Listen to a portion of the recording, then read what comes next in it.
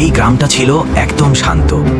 লোকজন মাঠে কাজ করত, শিশুরা হাসি খুশি খেলত, সবকিছু ঠিকঠাক চলত, যতদিন না এক রাতে বাগানে কিছু ভয়ঙ্কর ঘটনার শুরু হয়।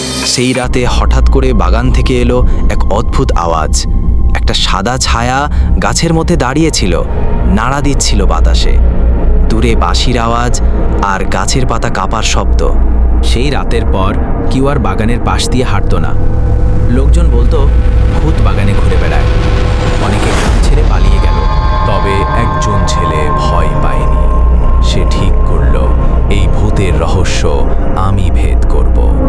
সে হাতে টর্চ লাইট নিয়ে একাই গেল সেই ভয়ের বাগানে। হাহা, ভূত না, ওটা তো খাকতাড়োয়া।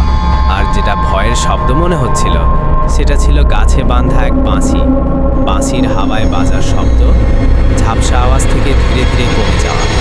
মজার ঢোল বা বাজনালেটা সবাইকে বোঝাল ভয়টাকে আমরা নিজেরাই বানিয়ে নিই। গ্রামের মানুষ আবার ফিরে এলো, আবার শুরু হলো আগের মতো জীবন। হাসির শব্দ, শিশুরা খেলা করছে, হাঁস মুরগির ডাক, রোদ উঠে আসছে, পাখি ডাকছে।